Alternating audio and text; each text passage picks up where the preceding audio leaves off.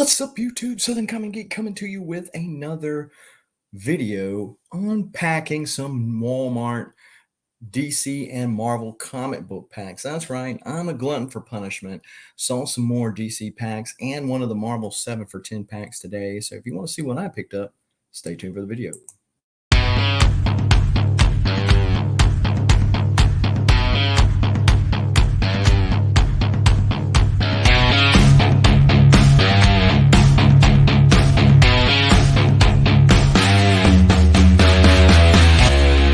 Now, before we get into all of this comic book foolishry, go ahead and smash that like button for the YouTube algorithm. Hit the subscribe button as well as the bell notification. So when videos like this one drop ever so randomly, you will be one of the first people to know and can make the conscious decision as to whether or not to watch it now or later. As long as you watch it, we appreciate you. Talk about people we appreciate. How about the list of channel members, people that are supporting the channel through their monthly membership? And if you are interested in becoming a channel member on either YouTube and or Patreon, the Linktree link is in the description below. So there you go. Now, so I, the other day, finally found some of the new DC packs and also found a Walmart 7 for 10. If you haven't seen that video up, it's one of the more recently uploaded videos. And very similarly, in a different Walmart, though, I did the same thing. So although if you did watch that video, you noticed that the main gripe I had about the DC packs were, these particular ones, were that there were so many Dark Knights metal or Dark Knight, yeah, like the medieval one, issue number 2 in every pack but one. And that was my main gripe. Other than that, the price point is lower than what the Marvel packs are normally, not the 7 for 10, but the normal packs, because you're getting 4 comics for the same price as 3.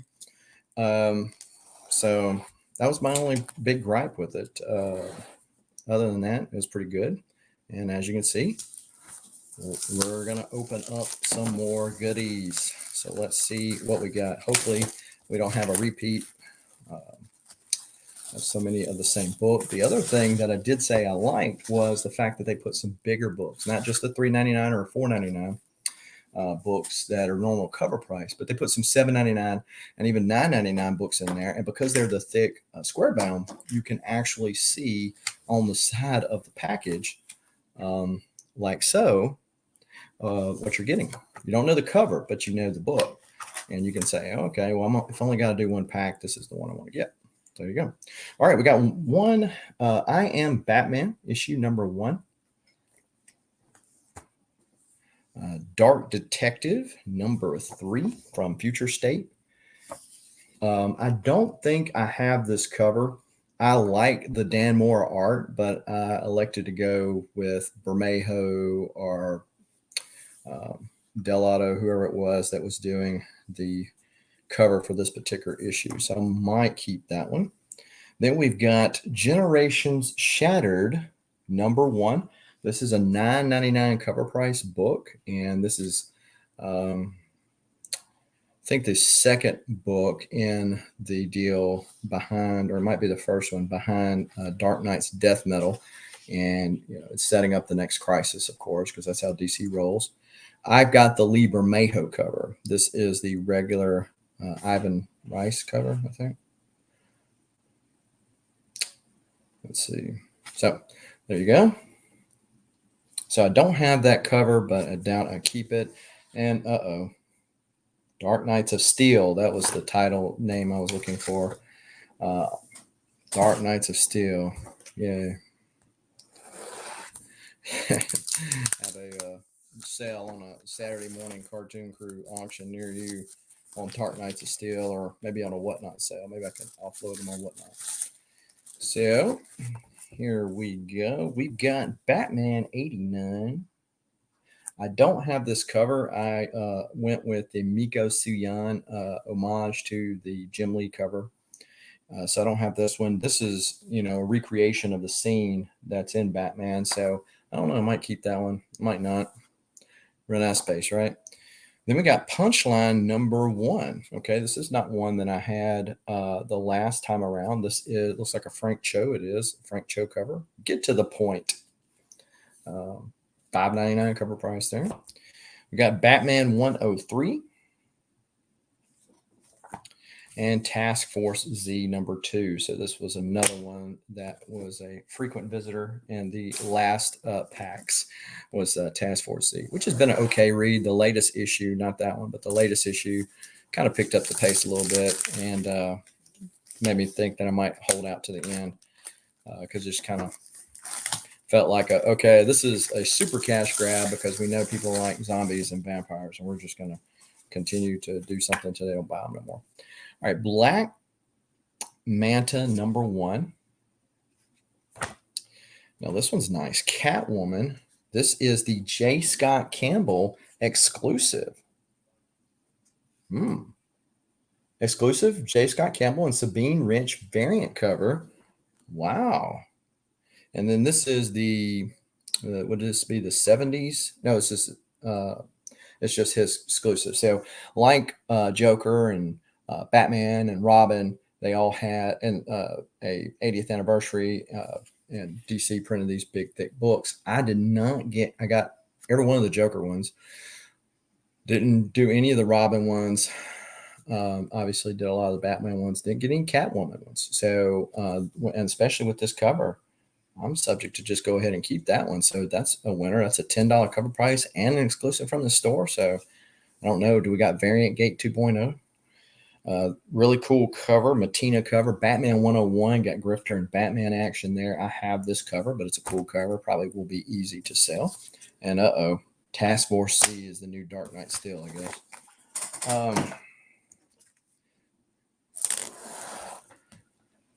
And on the back of these, if you watch my other video, I mentioned it there, but is the Amazons. And on some of them, they had some of the DC packs, you could save that back cover. But these, because the inside was like a variant art and stuff, but these are not that way. It just has the DC logo in the inside. All right, so I'm Batman #1. Dark Knight Detective. This pack is looking awfully familiar. Generation Shattered #1. And Dark Knights of Steel. Exact same pack. Come on, DC. Come on, man. You know this already. All right, let's get on this last pack. So far, one winner and 2 maybes. Now, it wasn't these last ones because the last ones, if you recall, the ones with the mask, those I was like dead set against after the first ones. The mask were cool, but the excessive amounts of Batman Fortnite was like as bad as this right here. And so I said, no more. So I've seen them quite a few places, had an opportunity to pick them up, but not going to do it. Because on them, they were the exact same books every time, whereas these sometimes they are, sometimes they're not. Kind of like Marvel packs are. And but the packs before that, basically they had said, hey, you got a chance, 1 in 20 chance to get a 1 in 25. So I don't know if that's the case. They didn't advertise that to be the case like they did last time. This is King Shark #1, which is an homage to Uncanny X-Men 101. We got Multiverse's End #1, little Captain Carrot action there. Dark Knights of Steel. It wasn't the last book in the pack, just the next to the last. And then we got Justice League 44 with Robert Venditti on the writing. So I've been thinking about getting some trades on the Justice League. I'm a Robert Venditti fan. I like Scott Snyder too. But I heard a lot of good stuff when Scott Snyder was writing Justice League. So I don't know if maybe just the easiest thing to get is a bunch of trades for that and get those overall up. So at the $250 price point with 1 that I'm going to keep and maybe 2 just cover keeps because I had the different covers. And definitely a couple that I would have kept had I not already had them. The $10 cover price books is a big plus to me as well. So overall, those DC packs were, fairly solid for the price point, I think. But let me know what you think in the description below. Now we're going to see about opening up this 7 for 10 pack. So the 7 for 10 is a mixed bag of tricks. A lot of these are leftover Walmart variants or Walmart exclusives. And you can hit it big because some of them were bigger books at one time. They've kind of cooled off, it seems. The whole market, the market as a whole, has cooled off, but these seem to have. And here's an example of that. Maestro #1. This was the Walmart cover there. And so they put 3 packs in here and one in between, one book by itself in between the 3 packs. And in the way that they package, they tend to not get damaged as easily as they do the smaller ones. However, these do seem like they were kind of dropped on the side. Now, this was a big book at one time, and that was Venom 25. This is the purple one. And now this is really cool. I've never seen that. Marvel is known for loving to put their lenticulars in here. This is going to be a keeper, folks, which is really good. And having seen it open as many Walmart Marvel packs as I have never seen this one. I've never pulled this one out of a Walmart pack. And this is a Wolverine #25, which lenticulates to the classic Fantastic Four Thing versus Hulk cover. Now, I have pulled this one out before, but this is US Avengers #11, which is a callback to the Fantastic Four 211. So that's kind of cool. It seems like Fantastic Four is not a very big selling book to me, unless you get up in the Jack Kirby stuff. I'm just talking about otherwise. It's not very niche fan based. I haven't really found those because it's easy to find one that loves Spider-Man, easy one to find loves Batman, but and people that I sell to, but this Fantastic Four, not so much. I know Stan is probably going, if he's watching this video, is going, what? What do you mean? What do you mean? And look at that. I say something about it, and they put one in the same cotton picking pack. Oh, well. Well, if I hadn't seen it, probably others have not seen it as well, and so they'll probably sell fairly easy. Okay. We got Darth Vader #3. This is from the current run. It's an Huckley cover, so that's pretty dope. And then we got Eternals #1. This is, again, the Walmart exclusive. David Knott, or Todd Knott cover. So, wow. So get some that I already have that I would keep if I didn't. One that I'm going to keep. And so some pretty decent sized books out of that 7 for 10 pack. So since it's 7 books for $10, you're at less than $2 a book. So, you don't have to have many hits on that to at least break even or even make some money. And so there you go. But tell me what you think about that Walmart 7 for 10 pack. Now, here comes an announcement of sorts, and hopefully you stay to the end of this video to catch this announcement.